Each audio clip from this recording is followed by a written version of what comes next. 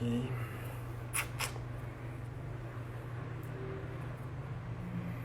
Pessoal entrando, boa noite pessoal, espero que vocês estejam muito bem. Feliz dia de hoje. Hoje a gente vai falar sobre saúde mental com meu grande amigo Luiz Sena. Já já ele está entrando e vai me mandar o convite para a gente poder começar.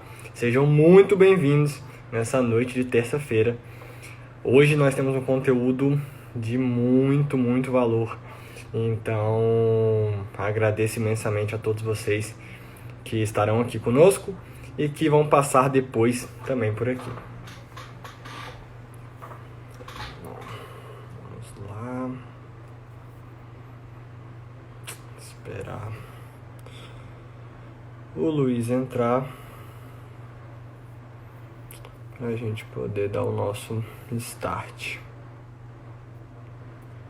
Bom, pessoal, se vocês tiverem dúvidas, se vocês tiverem objeções, dores, de uma forma geral, podem perguntar aqui ao longo da nossa live.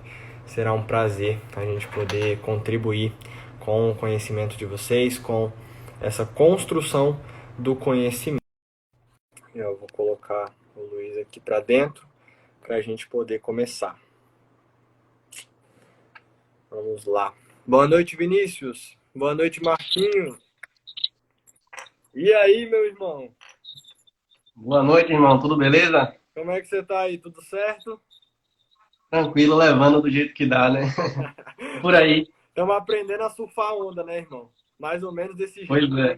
né? Se adaptando ao novo, né? Exatamente. Foi o que eu postei um dia desses, né? O nosso maior grau de sabedoria é quando a gente consegue se adaptar, né? O homem que consegue sobreviver no dia de hoje é o homem que mais se adapta, né, irmão? Querendo, Exatamente. querendo ou É o não, que esse o... é o conceito. Pois é, o mundo exige isso da gente. Então temos que ter esse recurso aí. Exatamente. Então, pode falar. Manda bala, manda bala. Pronto, Rodrigo. Você me convidou para falar sobre um assunto bastante pertinente que eu gosto muito. E creio que você também gosta bastante, né? Falando de saúde mental, que é um assunto, uma temática hoje em dia que ela deve ser vista com atenção muito grande, porque as pessoas, infelizmente, os casos de transtornos comportamentais estão aumentando. E temos na nutrição uma arma. A gente tem uma arma na nutrição que pode ser aliado no combate a essa aumento exponencial que a gente considera, né? Exato. Então, falando de nutrição, eu tenho estudado bastante sobre transtornos comportamentais, justamente porque eu percebi essa necessidade do público. Então, eu como estudante e tal, então, eu busquei me aprofundar. E um dado interessante que a gente vê, quando a gente vai olhar os estudos, aí eu estava lendo essa semana o estudo da Organização Mundial de Saúde, que ele foi publicado em 2017, é um dos estudos mais completos que tem, mais atuais. Que ele fala que no mundo, 322 milhões de pessoas são diagnosticadas com depressão. Então, quando a gente fala diagnosticada, já são pessoas que já está sendo acompanhada pelo profissional de saúde, pela Exato. toda a equipe profissional. Fora as pessoas que ainda não têm esse diagnóstico, que a gente chama de subnotificação. Então, a gente pode considerar aí que esse número é muito mais do que 322, que já chega a ser um número considerável, um número alarmante. Com E o certeza. interessante desse estudo, que ele fala também de alguns países. E ele fala que no Brasil, esse estudo foi publicado em 2017, que ele considera o período de 2005 até 2015. Perfeito. No Brasil, 11,5 pessoas, 11,5 bilhões de pessoas são diagnosticadas com depressão. Então, é Milhões, uma milhões, irmão. milhões, milhões. 11,5 milhões, né? Maravilha. Exato, exato. Você vê que é um número bastante considerável, né? Mesmo só tratando de Brasil. E aí, volta àquilo que a gente conversou, são os casos que já estão diagnosticados. Então, Exatamente. a gente tem que considerar subnotificações ainda, que o número pode ser muito maior. Exatamente. E aí, quando eu me aproximo... Já é um número assustador, né, irmão? E quando a gente pensa em saúde mental, né, que é o nosso tema de hoje, realmente é muito relevante. E quando a gente pensa nas subnotificações, então aí que a gente tem que, né, olhar com carinho realmente para esse tema E essa é a nossa proposta, né, irmão? Só para explicar para o pessoal o contexto da nossa abordagem de hoje, o Luiz uma pessoa que eu tenho uma admiração muito grande. É um cara que vem agregar muito para a gente na nutrição, a gente como classe, né? Eu falando isso, né, diretamente para você e para o pessoal, Luiz. Você é um cara que realmente, assim, eu sou um cara um pouco exigente com tudo na minha vida, sabe? E eu costumo modelar, eu costumo me inspirar em pessoas que eu realmente, não só que eu vejo, sabe, irmão, mas que eu sinto que são pessoas não só de bem, mas que trabalham pelo bem de outras pessoas, né? Todo mundo está, querendo ou não, trabalhando de alguma forma para ajudar, para servir, mas eu acho muito bacana te trazer aqui, porque nós dois compartilhamos essa ideia de estudar, de se aprofundar na saúde mental. E hoje, né, você trouxe esses dois dados iniciais e para quem não pegou, perdeu, né, a ideia, pessoal, 322 milhões de pessoas, 322 milhões de pessoas diagnosticadas com depressão, e no Brasil são 11,5 milhões. Tá? E quando a gente pensa nesse cenário de quarentena, um cenário de insegurança, de medo, né, que a gente vai conversar hoje, com certeza a gente já vê, né, Luiz? Eu estava vendo os dados estatísticos mesmo dos últimos tempos, das últimas 3 semanas. 3 semanas, mentira, das últimas 7, 8 semanas. E os números de suicídio aumentaram, infelizmente, bastante. Né? Quem já estava num processo depressivo, provavelmente, né, o que os dados estão mostrando, provavelmente entrou, né, num looping negativo. Então, eu acho que é muito, muito importante nós, como nutricionistas, trazer essa ideia, né, da modulação de uma saúde mental de dois contextos, né, irmão? Num contexto mais prático, ferramentas, e num contexto nutricional, né, o que a gente pode usar a favor, né, desse paciente, usar para vocês que são pessoas adeptas, né, um estilo de vida saudável e me acompanham aqui, acompanham o Luiz. A gente separou um material bem bacana para a gente discutir hoje, certo? Então, Luiz, queria que antes de mais nada, você se apresentasse para o pessoal, tá? Você, né, desse o seu oi, né, a sua posição em relação ao que você acredita mesmo na nutrição hoje, a linha de trabalho que você vem estudando, né, a linha de pensamento que você vem estruturando. O pessoal aqui já está careca de saber já sobre a nutrição holística, apesar da gente entrar, né, ao longo da nossa aula. Mas queria que você falasse um pouquinho de você aí pro pessoal, irmão. Pronto, Rodrigão. Eu que agradeço primeiramente o convite, né? É uma honra até estar aliado, assim, como profissionais como você. Eu sei que a gente já teve várias conversas aí de vários assuntos distintos, e eu sei que você realmente sempre visa o bem do outro sem olhar o seu. Você quer fazer o bem sem olhar o seu. E a gente precisa de profissionais assim. Eu não falo nem que vou limitar a nutrição, vou limitar qualquer tipo de profissional, toda e qualquer pessoa. Pessoas que queiram o bem do outro. Eu acho que um dos grandes problemas na nossa sociedade atualmente é o egoísmo. As pessoas visam muito o interesse próprio e não querem nem saber do que o outro vai passar ou deixa de passar. Então, enxergo em você um profissional desse tipo, dessa maneira. Então, por isso que aí estamos juntos como aliados. Tamo junto, irmão. Bom, pronto. Sou daqui de Salvador, sou de nutrição. Faço aqui da Universidade Federal da Bahia. Então, eu até participo de um grupo de pesquisa também relacionado com comportamento, intestino. Então, a gente tem aprofundado um pouco mais, principalmente o que a nutrição pode interferir se tratando de comportamento. E aí, quando a gente fala de nutrição, comportamento, a gente falando de comportamento em si, a gente não deve olhar o ser humano como um ser que ele é multifatorial. Ou seja, um indivíduo que ele está com algum transtorno de ansiedade, por exemplo, pode ser da alimentação, somente da alimentação? Pode ser. Mas isso a gente deve olhar todo o contexto que aquele indivíduo está sobrevivendo. O que ele está passando? Quais são as preocupações dele? Quais são as angústias dele? Então, por isso que nutrição é uma área excelente, mas a gente também tem que olhar todo o contexto do indivíduo. Inclusive, buscar também conhecimento em outras áreas. Óbvio que a gente, como a nutrição, a gente modula a alimentação, modula como a alimentação vai agir no indivíduo, porém a gente devemos ter o conceito, pelo menos básico, de outras áreas para tentar fazer uma interpretação de um caso correto. E aí a gente até conversa sobre isso. Eu falei que eu gosto muito de ter uma relação de estudar muito uma base filosófica. Por que uma base filosófica? Aí você vai me dizer, filosofia e nutrição tem o que a ver? A gente vai ver que tem. Porque eu busco estudar uma base filosófica quando a gente pensa em comportamento.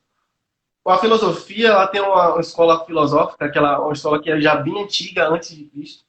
Então, é uma escola chamada estoicismo. Então, essa base filosófica estoica. Então, o que é que essa base filosófica do estoicismo prega? Justamente que não devemos concentrar nossa energia naquilo que não temos controle. Inclusive, foi até um vídeo que você postou hoje que linkou justamente com essa minha ideia, com esse meu princípio. Então, não devemos concentrar nossas energias naquilo que não está no nosso controle. Por exemplo, pensar no passado, pensar no futuro, são coisas, passado já passou, o futuro é incerto. O futuro a gente não sabe o que pode acontecer. O que é que essa base filosófica prega principalmente? Que a gente não deve pensar no futuro, mas também não deve ser um cara que é um positivismo irracional.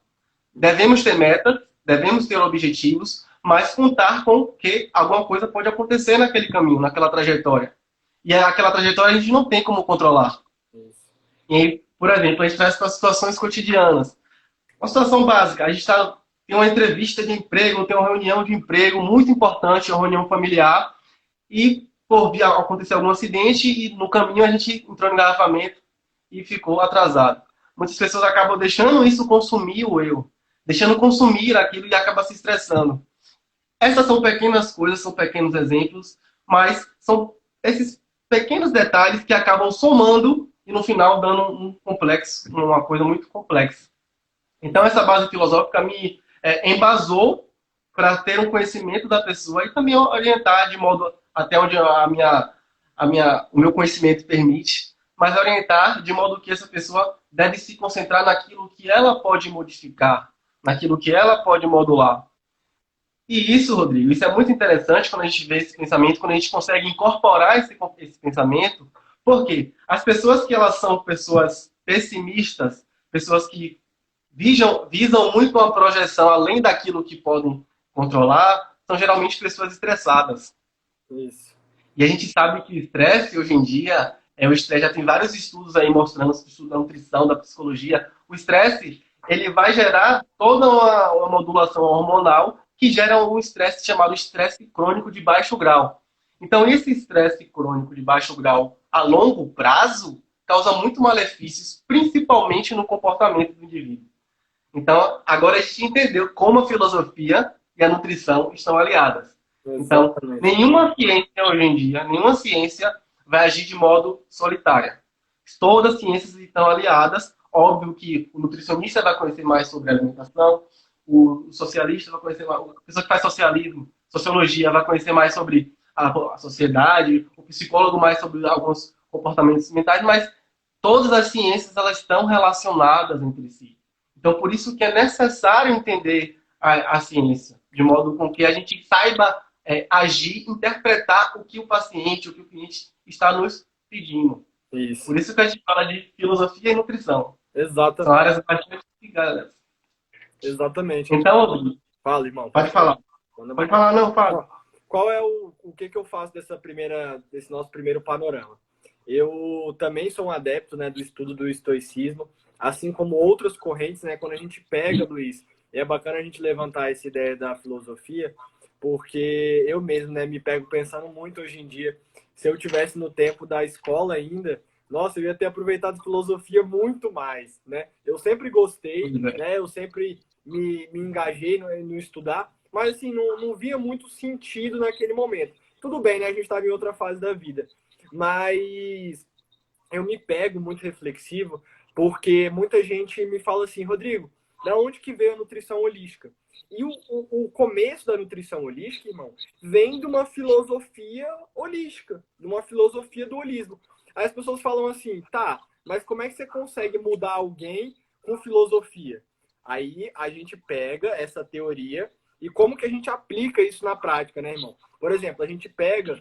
eu sou um cara, né, como eu já falei para muitas pessoas, né, Luiz? Eu tenho algumas correntes filosóficas que eu venho estudando, que eu estudo na minha vida, e dentre uma dessas opções é o budismo. Estudo o budismo, né, mais a fundo, tenho, né, já li alguns livros, já fiz algumas pesquisas maiores e não sigo, né, a corrente budista, mas, né, estudo a filosofia. E com a filosofia do budismo, eu consigo pegar esse conceito, e aí é que está a nossa maestria como profissional de saúde, transformar um conceito em uma estratégia, em uma ferramenta, né, que seja uma estratégia boba, né, Luiz? A gente vai falar sobre as ferramentas comportamentais que nós temos, mas a pós que eu estou fazendo agora, aqui em Brasília, é sobre comportamento alimentar, né? Quando a gente está falando em nutrição e comportamento, a gente fala em comportamento alimentar ou então nutrição com enfoque comportamental, né? Nutrição comportamental, eu mesmo, né, falava dessa maneira antes e vi que essa ideia de nutrição comportamental não entrava no modelo biopsicossocial, né, irmão? A gente acabava ficando meio restrito só, tipo assim, nutrição comportamental não é o termo mais adequado. Então, enfim, correntes filosóficas, pessoal, só para vocês entenderem, não é que a gente vai ficar filosofando ou que essa parte teórica vai funcionar. Mas presta atenção, tudo que a gente tem de ferramenta, tudo que a gente tem de estratégia prática, tem uma base anterior. Então, por exemplo, se eu pego esse conceito do estoicismo e eu consigo, por exemplo, quando eu estou com um paciente, é uma situação. Vocês que são adeptos de um estilo de vida saudável e estão aprendendo mais sobre isso e como modular essa situação, qual a mensagem que eu e o Luiz a gente quer deixar com essa ideia de filosofias que podem contribuir para a nossa vida?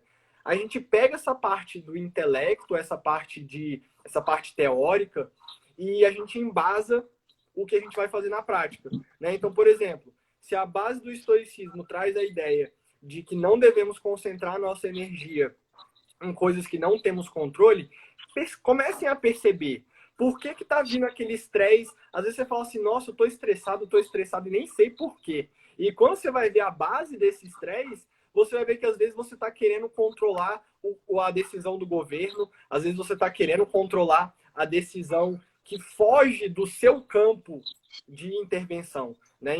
Então, quando a gente tem um controle sobre o que nós temos controle, só depende da gente, né, irmão? Só depende da gente. Agora, quando a gente fica esperando do meio externo essa necessidade de sempre estar dando suporte pra gente, aí a gente vai ficar, né, refém de decisões que não dependem só de nós, tá? Então, a gente pega a base, a teoria da corrente filosófica e aplica com ferramentas práticas na nossa conduta ou no nosso dia a dia como seres humanos em evolução, né, irmão? Exato, Rodrigo. E aí tem um exercício básico que a gente, no caso a filosofia histórica prega, é justamente assim. Você pega aqueles assuntos que estão angustiando você, que estão deixando você nervoso, estressado, puxa mais ou menos lista, faz uma lista e escreve. E vê quantos por cento desses acontecimentos que estão deixando você estressado depende de você. Você pode notar que a maioria esmagadora dos acontecimentos não depende unicamente de você. Porque aquilo que depende unicamente da gente, a gente corre atrás, a gente busca recursos e modifica. Por mais que seja doloroso, por mais que seja trabalhoso, mas modificamos. O que não depende da gente, muitas vezes a gente vai viver uma vida inteira e não vai conseguir modificar. Então, esse exercício é um dos exercícios básicos que as pessoas, que a filosofia histórica prega, para as pessoas conseguirem diagnosticar, um autodiagnóstico, entre aspas, falando com que aquilo, os acontecimentos que estão deixando a gente mais estressado. E aí, Rodrigo, quando a gente fala de estresse, a gente falou de filosofia, falou muito bonito de filosofia, né? É muito interessante, eu gosto muito de estudar filosofia. Mas quando a gente fala de estresse, principalmente, estresse ele gera aumento de hormônio no nosso organismo. Então, falando de estresse de um modo geral, por exemplo, você descontrola os cortisol. Cortisol, quando ele está em um nível desregulado, age principalmente no intestino, por exemplo. Eu vou falar uma via, vou dar um exemplo de uma via. O cortisol acaba agindo no intestino. E o cortisol agindo no intestino, quando ele está desregulado, ele acaba estimulando a produção de citocinas inflamatórias. Então, isso aumenta a inflamação do organismo. E aí, falei de cortisol, falei de estresse, falei de citocinas inflamatórias. Mas e aí, o que que isso interfere no comportamento? Ficou meio obscuro. Poucas pessoas sabem, ou poucas pessoas acabam falando, mas 90% da nossa serotonina, que é um neurotransmissor que está relacionado com o comportamento, com o bem-estar, é produzida no intestino. Isso. Aí teve um número assustador, 90% da serotonina é produzida no intestino. E aí, por mais que essa serotonina produzida no intestino, ela não ultrapasse a barreira hematoencefálica, que é essa barreira que delimita a entrada e saída de compostos no nosso cérebro, ela consegue manter uma sinalização através do nervo vago. Isso. Então, o nervo vago, ele consegue, vou falar grosso modo, ele consegue sentir a presença da serotonina no intestino e fazer com que a produção cerebral fique otimizada. Então, já tem vários estudos mostrando que o tratamento intestinal ele é eficiente, um aliado para pessoas que têm transtornos depressivos. E aí eu não falo só de depressão, falo de depressão, de ansiedade, de transtornos comportamentais de modo geral. Isso. Então a gente começa a relacionar as coisas. A gente começou a falar de quê? De filosofia, falou de estresse, agora falou de intestino e já chegou no comportamento. Aí, um exemplo básico de como a ciência está sempre ligada uma coisa com a outra. Não existe ciência solitária. É muito interessante quando a gente fala de tratamento intestinal falando de saúde. Eu, especificamente, pela necessidade, eu comecei a estudar intestino tem um tempinho e a gente vai descobrindo coisas novas, né? Quanto mais coisas novas a gente descobre, mais a gente se empolga para estudar, para aprofundar muito mais. E a Exatamente. gente vê muitas pessoas já falam que o intestino é um órgão endócrino. Na verdade, ele consegue ter essa sinalização de gerar hormônios, gerar ação no todo o organismo. Então, quando o indivíduo está, por exemplo, com uma alimentação que não está favorável, uma alimentação rica em gordura saturada, por exemplo, uma alimentação rica em açúcar refinado, rico em ultraprocessados, você já tem essa agressão às células intestinais. Então, pensando na desbiose, o indivíduo entra no estado de desbiose. O que seria desbiose? Aquele descontrole daquelas bactérias presentes no intestino. As bactérias que movimentam o intestino, que estão ali para gerar compostos saudáveis. Então, entra no estado de desbiose, aumenta a inflamação, aumenta a produção de citocinas. As citocinas inflamatórias produzidas no intestino, ela consegue ter ação de todo o sistema do corpo. Ela vai através da circulação sanguínea e vai atingir todos os órgãos. Tanto que já tem estudo mostrando que pessoas com desbiose, elas são mais propensas a desenvolver doenças cardiovasculares. Então você fala assim, o cara está com problema no intestino e respondeu no sistema cardiovascular? Sim, respondeu. Já tem estudo comprovando isso. E não só doenças cardiovasculares, doenças neurodegenerativas também tem relação com a saúde intestinal. E aí eu falei no início de inflamação crônica. Por exemplo, já tem estudo mostrando que a inflamação crônica de baixo grau, que é justamente essa inflamação que ela é, de certo modo, leve, vai ter relação, na relação no surgimento de câncer, por exemplo. Diabetes, já tem diversos estudos relacionando diabetes, que a diabetes do tipo 1, por exemplo, é uma doença autoimune, com relação da saúde intestinal. Então, Rodrigo, eu falei várias complicações provenientes da má saúde intestinal. Isso. Então, isso tem relação direta com a nutrição. Porque o trato gastrointestinal vai ser aquilo nossa arma, né, que a gente tem como modular o indivíduo. Então, o nutricionista que cuida do trato gastrointestinal. Então, por isso que é muito interessante falar de intestino. A gente começou de filosofia para o intestino. Exatamente. Por isso que falo a vocês para sempre olhar o indivíduo, olhar a ciência de modo complexo, como um todo. Isso. Porque quando você conseguir perceber que tudo está relacionado entre si, e como o Rodrigo falou muito bem, conseguir usar isso como estratégia, aí sim você vai ter uma mudança eficiente e você vai conseguir mudar a vida das pessoas. E muitas pessoas necessitam de um agente que seja um agente impulsor nessa mudança de vida. E nós, como nutricionista, fazer essa modificação através disso. Exato. Você faz tudo. Nós somos esses facilitadores, né, irmão, desse processo. Pois é. Eu brinco, acho que você viu minha palestra de saúde mental, né, ano passado, lá no Nutris do Bem. E esse ano, inclusive, ia falar sobre ansiedade e depressão, né? Vamos ver até onde, né, essa história vai. Tomara que aconteça, né, nosso simpósio.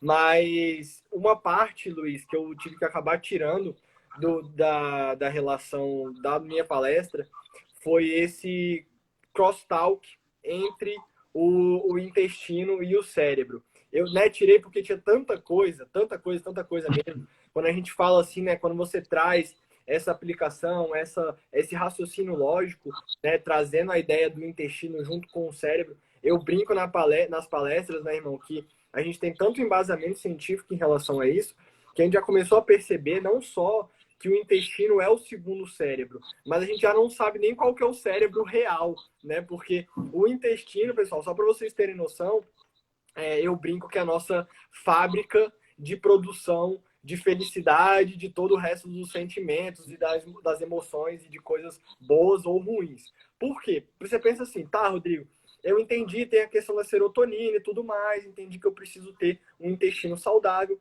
mas o que a gente não... Olha essa relação que bacana, Luiz. Às vezes a gente não pensa que o que a gente acaba ingerindo de processado, industrializado, exagero, alguns alimentos que não são ressonantes, né? Alimentos que não nos fazem bem, né? Eu estava gravando um vídeo hoje justamente sobre isso. Alimentos que às vezes eu vejo na prática clínica, irmão. Às vezes um paciente não tem sensibilidade a tomate, tem sensibilidade a abacaxi, passa mal, tem diarreia, tem enjoo e tudo mais.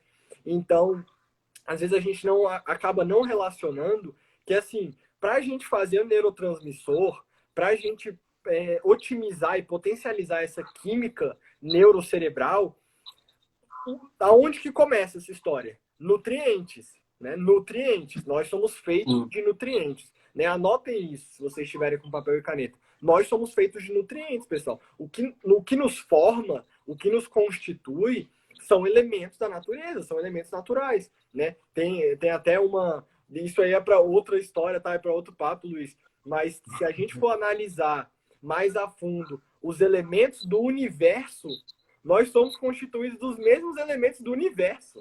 Nós somos parte realmente do universo. E isso é muito bacana. Mas só para ressaltar o ponto de, primeiro de tudo, e achei brilhante você começar por esse ponto, é que se a gente não tiver um sistema intestinal adequado, no sentido de mecânica de mastigação, começa por aí, né, irmão? A gente que trabalha com com toda essa questão de melhorar a digestão do paciente, melhorar esse perfil digestivo absortivo, começa na mastigação, começa na mecânica, e aí vai. Enzimas, todas as enzimas pancreáticas, biliares, como está a digestão, como que está esse consumo de alimentos alergênicos, enfim.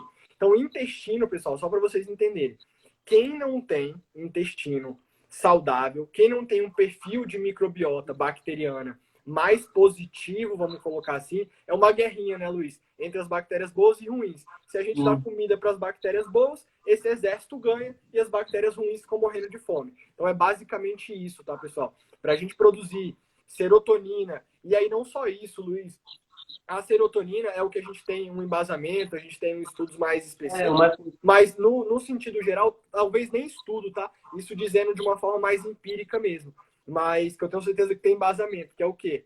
Como nós somos feitos de nutrientes, se você não digere bem, não distribui nutriente direito, você não vai ter base, você não vai ter elementos básicos para fazer o cérebro funcionar. E a gente vê na prática que quando o paciente melhora o intestino, melhora o ambiente intestinal, eu mesmo já tive, assim, mais de, sei lá, Luiz, mais de 20, 30 casos de pacientes que, junto com o médico, a gente começou a desmamar os antidepressivos ou os ansiolíticos, enfim, com a melhoria do intestino, né? Isso é muito, muito legal mesmo. Então, obrigado por compartilhar isso com a gente. O que mais que você trouxe aí pra gente, irmão?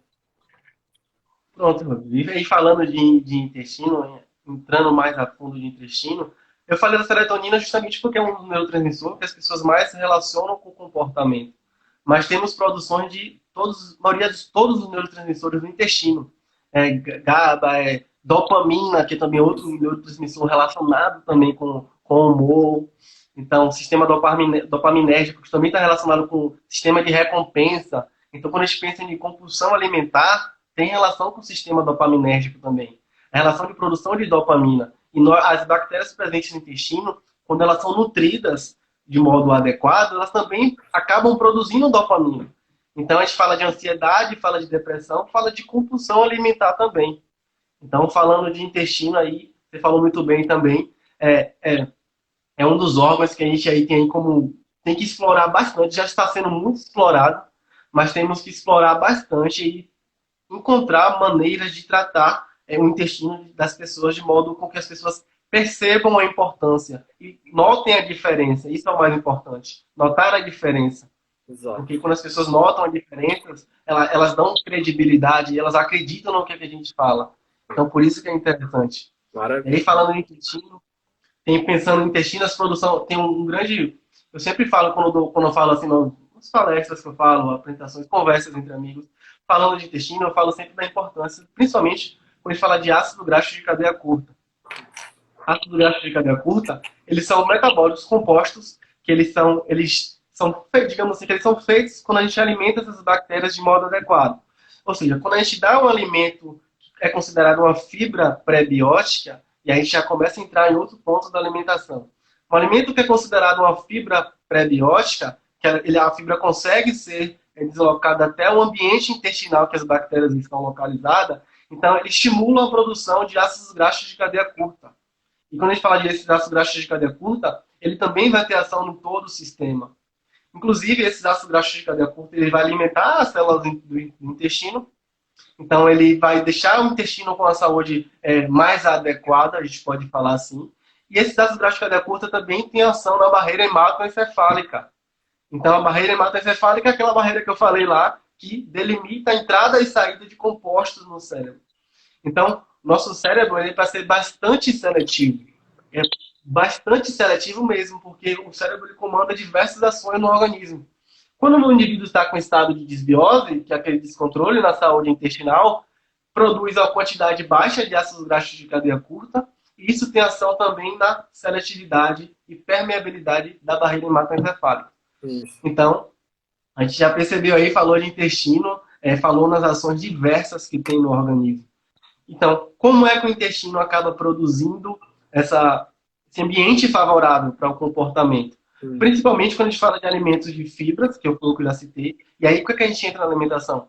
Fontes de vegetais, frutas. São justamente esses alimentos que acabam tendo fibras prebióticas que auxiliam nesse crescimento bacteriano, a bactéria boa, aquele exército bom que a gente Isso. falou. Isso. Então, a alimentação adequada não estimular o grande consumo de gorduras saturadas. Óbvio que a gente vai falar como a zero gordura saturada. Não, não é bem assim. Na vida tem um equilíbrio, tem um limite. E o que faz o mal é o exagero. Tudo que for equilibrado, a pessoa pode comer o que quiser quando for equilibrada e acompanhada. É Uhum. importante falar isso. Sem terrorismo nutricional. Não existe um alimento que você não pode comer. Talvez exista uma quantidade que você está disposto a comer. Mas não existe aquele alimento que tal alimento é proibido. Eu não sigo essa linha. Eu creio que é uma linha que não tem muito sentido. Porque quando você proíbe, você trabalha até com o emocional. Então, por exemplo, Rodrigo, falando para você, chega um paciente para você e o cara tem um alimento, aquele alimento, que por mais que você ache que aquele alimento não entre naquela estratégia alimentar daquele paciente, o cara tem aquele alimento que ele não tira de jeito nenhum. Você tiraria o alimento da rotina do cara? Você acha que o cara tendo essa retirada desse alimento que ele gosta tanto, ele iria aderir de modo consistente ao seu plano? Eu acho que não. Então, a gente, como nutricionista, como a gente tem conhecimento do metabolismo dos alimentos, a gente modula e coloca o alimento onde pode, na quantidade que pode, para Isso. qualquer um. Isso. E sempre deixando bem claro o que está fazendo para aquele paciente. Então, quando você fala de retirada brusca de alimento, você está mexendo com o sistema de recompensa do indivíduo. Isso. Ele pode até aderir inicialmente. Inicialmente ele vai aderir àquele plano. Mas o plano que é eficiente, ele é consistente. Ou seja, ele é a longo prazo. Ele não funciona em um mês. Não funciona em 2 semanas. O indivíduo que vai emagrecer, ele não vai emagrecer em um mês, em uma semana. Isso. Então, o que requer o importante mesmo de um plano é quando ele tem consistência. Então você tem que trabalhar sim a parte comportamental, sim a parte emocional do indivíduo. Tratar o alimento também como um fator emocional. Isso. Por isso que a gente fala de comportamento, eu fico um pouco triste quando eu vejo uma pessoa falando assim. Muitas vezes são pessoas, na maioria das vezes são pessoas que não são da área. falando que tal alimento não presta, demonizando tal alimento. Talvez se tivesse um pouco de conhecimento e fosse conversar com profissionais bons da área, teria essa relação muito mais favorável e amigável com a alimentação. Até porque a alimentação é para promover, quando a gente fala de prazer, a alimentação também promove prazer. Tem certo alimento que você gosta quando você come, isso é sistema dopaminérgico, isso é fisiologia, não é ninguém que falou assim aleatoriamente, isso é fisiologia, acontece. Tem Sim, algum alimento que você come que você vai sentir prazer daquele alimento. sim. Então, quando você tem uma relação saudável, quando você tem alguém que te orienta e coloca aquele alimento de modo saudável, muito mais fácil você controlar e muito mais difícil você tornar compulsivo. Exato. Então, isso também é um fator interessantíssimo falando de saúde mental. Exato. Irmão, só fazer uma pontuação. Eu acho que é muito importante eu levantar essa ideia, inclusive voltando pro estoicismo, tá? Não sei se você já chegou a ler alguma passagem que falava sobre isso, mas teve uma passagem estoica que assim ficou bem internalizada em mim, que é o seguinte: e aí você vai, né? Tenho certeza que você vai adorar. Toda privação, tá? Então não falei restrição, é privação. Toda privação gera uma compensação. Então vou repetir. Toda privação gera uma compensação. Por quê? Quando você é privado de fazer alguma coisa, olha como a gente está agora. Nós estamos privados, né, de sair, Pois de é. ir, né, de comer o que a gente quer, de comer o que a gente quer, assim, de ir para a rua, né, para o restaurante que a gente gosta, encontrar as pessoas que a gente ama. Então, nós estamos privados disso. E olha o que está acontecendo. Compensações estão acontecendo. Compensações na alimentação, compensações, às vezes, no álcool, compensações, às vezes, num exagero de jogos online, de telefone, né? Então, quando a gente está pensando em nutrição e saúde mental, pessoal, só para fazer um panorama de tudo que o Luiz falou. Primeiro, se a gente priva as coisas, Luiz, eu te falo isso com a maior humildade do mundo, e é bacana você já ter essa visão antes de formar, porque quando eu estava no meio para o final da faculdade, eu passei por duas situações. Primeiro, eu fui muito radical no sentido de quantidade. Então, eu era aquele estudante de nutrição que prezava muito pela quantidade, pela quantidade. Assim, tinha a visão holística, já estava criando a minha metodologia no holismo, na nutrição holística, mas eu focava muito na quantidade. Então, não, tem que ser 60 gramas de tal coisa, bonitinho, bonitinho. Aí passa o tempo, a gente conversa com profissionais mais experientes, profissionais que já, né, rodaram mais, que já fazem palestras há muito tempo, e a gente conversa com esses profissionais. E aí eu fui para outro lado, né? Eu fui para o lado muito, muito, muito radical em relação à qualidade. Então, né, não pode tal coisa, não pode tal coisa, isso aqui é alimento pró-inflamatório, isso aqui é alimento, né, intoxicante. E aí, depois que eu formei, me deu um estalo assim na mente, principalmente quando você começa a atender. Quando você começa a atender, né? A Ana que está aqui, ó, a Ana foi minha parceirona aí ao longo da faculdade inteira, e ela falou assim: a realidade é que a faculdade não ensina, né? A faculdade não nos ensina isso, né? Por um erro, por uma falha metodológica, não sei, mas às vezes a gente não tem essa abordagem. Inclusive, irmão, a gente, durante, pelo menos a minha faculdade, a gente teve uma matéria de comportamento alimentar. Inclusive com uma das melhores professoras da minha vida, professora Patrícia, né? Professora incrível. Então a gente teve essa matéria, mas mesmo assim a gente não conseguia ver na prática que a nutrição ela vai muito mais, né, do que você falar assim: não, hambúrguer é pró-inflamatório, nunca pode comer, pão francês nem pensar, suco de laranja vai dar cirrose. Então assim, é uma coisa que eu falo para vocês com toda a propriedade e principalmente experiência prática, tá? Pacientes doentes e pacientes saudáveis. Eu já vi, irmão, paciente com câncer. Vou falar uma coisa bem séria, mas que para vocês entenderem. Eu já vi paciente com câncer comer bolo de chocolate e melhorar assim, né? Melhorar ali a situação no qual ele se encontrava, né? Às vezes O estado melhorar o emocional. ânimo, né? Dar um up, né? Melhorar. Então assim, cara, quando eu me deparei com isso, eu falei: não, calma aí. Um bolo. Não, pensa o seguinte, vamos ser sinceros, pessoal. Bolo de chocolate com leite condensado, açúcar, não sei o que, calda com açúcar.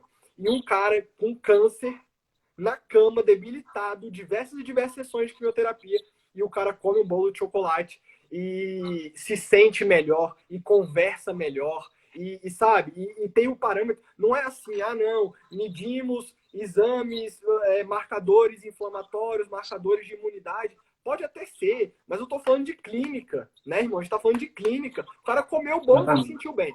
Então, só para não me prolongar muito, que eu, né, acabo deslanchando. Qual é a ideia? Saúde mental na nutrição também, pessoal, é se permitir. Então, cara, você gosta de um bom vinho, você gosta de uma pizza, você gosta de um chocolate, qual é o problema de comer isso? Uma vez ou outra, é aquela, de forma bem didática, não vai matar ninguém, não vai engordar ninguém. Eu nunca vi uma pessoa comer bolo de chocolate e comer pizza durante uma semana e engordar 10 quilos. Não é assim que a coisa funciona, né? Então, para toda regra, existe alguma exceção. Então, que a gente consiga fazer essas exceções de uma forma mais harmônica e pacífica possível, sem ficar se cobrando, culpando, né, Luiz? A gente, na nutrição com enfoque comportamental, a gente fala muito isso, né? Cara, você comeu um bolo de chocolate, meu amigo, vai ser feliz.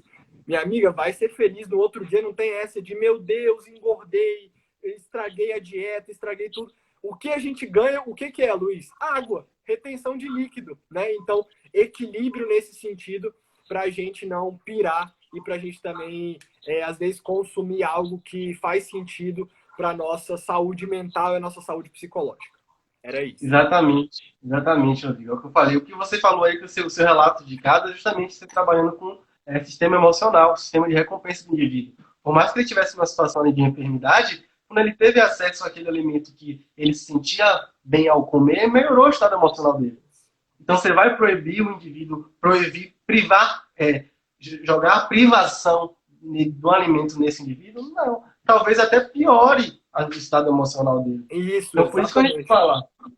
Então, por isso que a gente fala de, como você falou muito bem, privação vai gerar outra compensação de alguma maneira. Isso. Seja compensação emocional ou compensação física de algum material, seja de uma pessoa vai ficar querer consumir muito, ficar muito no telefone, vai querer fazer muito, assistir uma coisa, vai perder o foco dela. Isso. Quando a gente fala de foco, a gente fala, eu sigo um neurocientista, que ele fala muito de foco, ele fala, esse conceito de positividade racional foi ele que eu vi dele.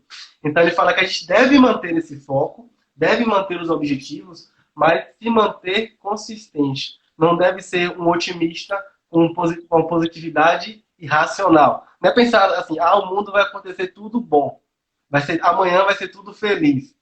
Durante o meu caminho, da minha trajetória, da minha carreira toda, não vai ter nenhum imprevisto. Não é pensar assim. Porque aí você já está saindo da escola estoica. Você já está trabalhando com um futuro e não está vivendo o presente. Isso. Ou seja, você está concentrando suas energias naquilo que nem aconteceu ainda. Várias coisas podem acontecer durante esse caminho e modificar tudo. Então, eu posso falar bem disso porque tipo, eu já vim de outro curso. Então, eu nem fazia nutrição.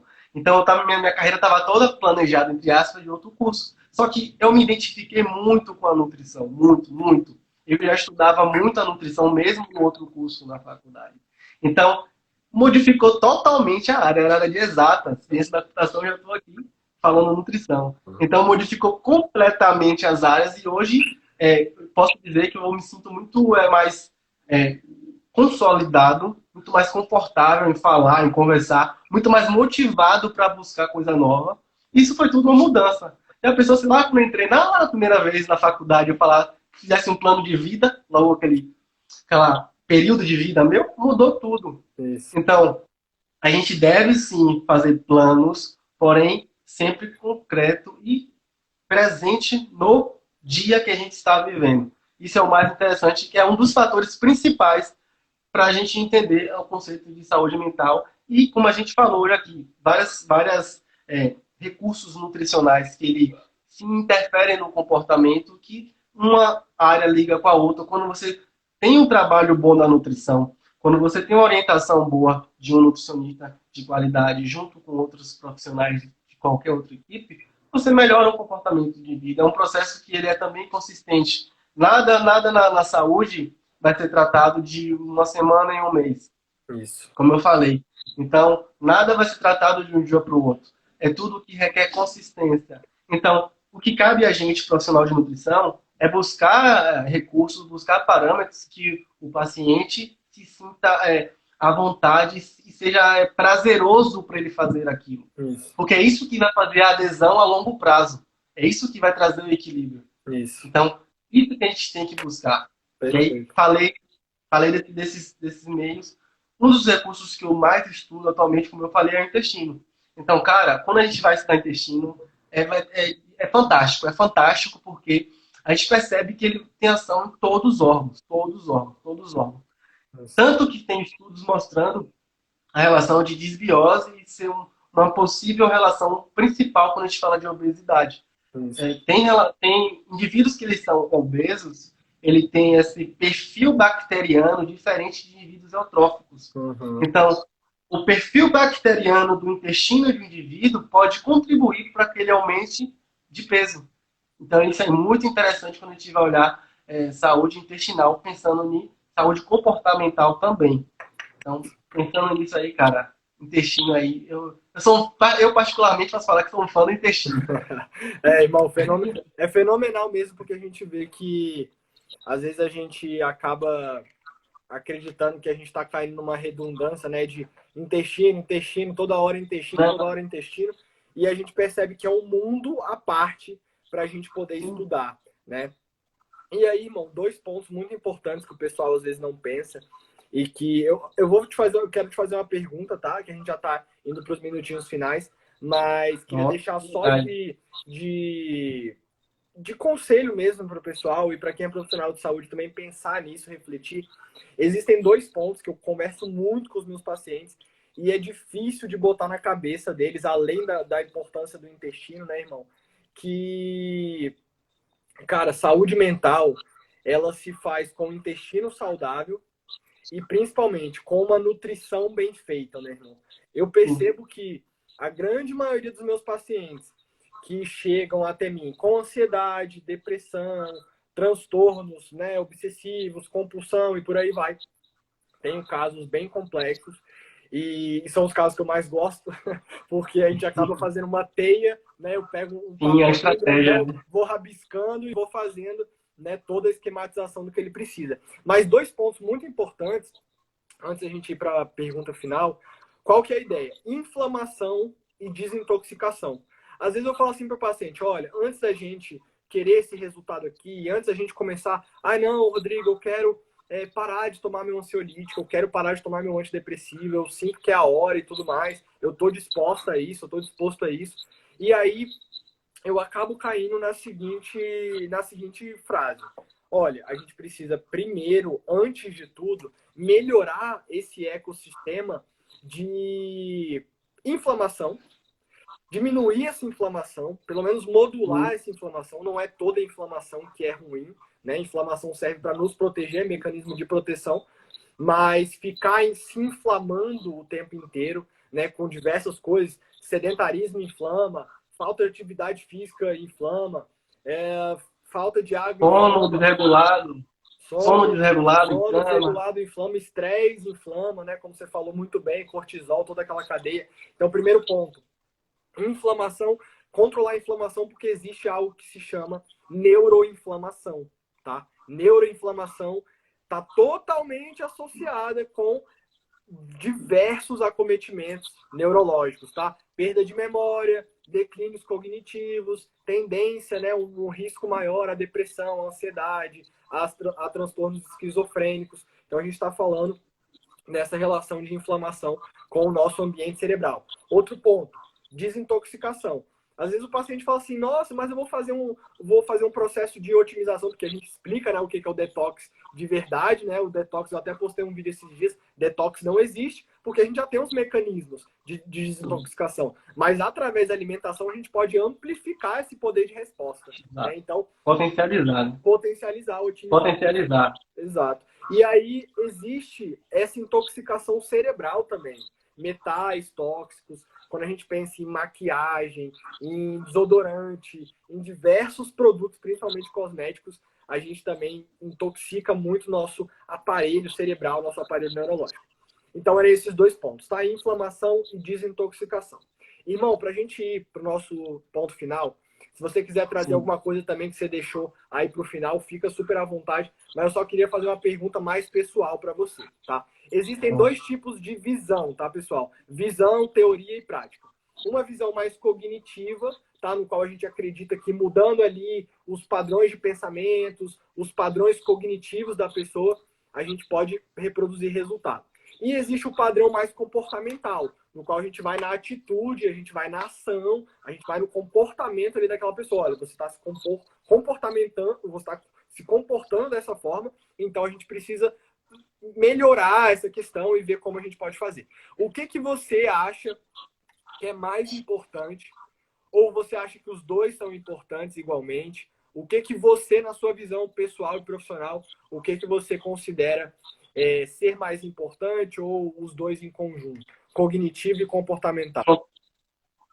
Pronto, Rodrigo. Essa pergunta foi interessante, que ela linka com o que você falou. Por que ela linka? Eu tenho esses parâmetros como uma engrenagem.